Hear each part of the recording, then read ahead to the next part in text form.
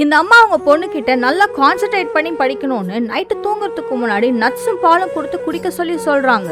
ஆனா டெஸ்ட் ரிசல்ட்ல இந்த பொண்ணு 70% தான் எடுத்திருக்கான்னு அவங்க அம்மா ரொம்ப கோவமா கத்திட்டு இருக்காங்க. ஆனா அவங்க அம்மா திட்டுறது ஒண்ணு இந்த பொண்ணுக்கு புதுசு கிடையாது, பழகி போன ஒரு விஷயம் தான். அதனால சுத்தமா கண்டுக்காம அவ நின்னுட்டு இருக்கா. அவ இப்படி நின்னுட்டு இருக்கத பார்த்து அவங்க அம்மாக்கு கோவம் வந்து நைட்டுக்குள்ள இந்த மேக்ஸ் ப்ராப்ளம்லாம் கம்ப்ளீட் பண்ண சொல்லி பனிஷ் பண்ணி விட்டுறாங்க.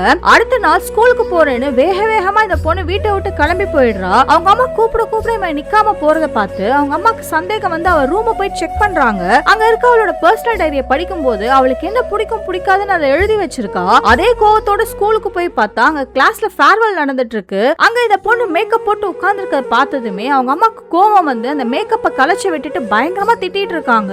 அப்ப கிளாஸ் மிஸ் வந்து அவங்க அம்மாவை சமாதானப்படுத்த பாக்குறாங்க. ஆனா அவங்க அம்மா அதை கொஞ்சம் கூட கண்டுக்காம அவளோட டைரியை எல்லாருக்கும் முன்னாடி எடுத்து படிச்சு காட்டுறாங்க. அந்த பொண்ணுக்கு ரொம்ப அசிங்கமா போய் ஸ்கூல் கிரவுண்ட்ல உட்கார்ந்து அழுதுட்டு இருக்கா. அவ ஃப்ரெண்ட்ஸ் அவளை எவ்வளவு முடியுமோ அவளை சமாதானப்படுத்த பாக்குறாங்க. நெக்ஸ்ட் டே பேரண்ட்ஸ் மீட்டிங் அப்போ அந்த பொண்ணு கூட யாரோ ஒரு பையன் பேசிட்டு இருக்கதை இவங்க அம்மா பாத்துறாங்க. நேரா போய் அந்த பையனை கண்ணா பின்னான்னு திட்டி விட்டு இந்த பொண்ணை இழுத்துட்டு போறாங்க. அப்பதான் அந்த பொண்ணு, நான் எந்த நேரமும் எனக்கு படிக்கிறதுக்கு பிடிக்கல, நானும் மத்த பசங்க மாதிரி இருக்கணும், ஃப்ரெண்ட்ஸ் கூட டைம் ஸ்பெண்ட் பண்ணணும்னு சொல்றா. ஆனா அவளோட அம்மா இந்த பொண்ணு என்ன சொல்ல வரான்னு சுத்தமா புரிஞ்சுக்காம படிப்பு மட்டும்தான் முக்கியம், டெஸ்ட்ல மார்க் எடுக்கிறது மட்டும்தான் முக்கியம் சொல்லிட்டு இருக்காங்க. அப்பதான் அந்த பொண்ணு உள்ள அடக்கி வச்சிருந்த மொத்த கோவத்தையும் வெளியில காட்டுறா. நான் எவ்வளவு படிச்சாலும் எவ்வளவு மார்க் எடுத்தாலும் உங்களுக்கு பத்தாதுன்னு அவங்க அம்மா கண்ணு முன்னாடியே தப்பான முடிவு எடுத்துறா.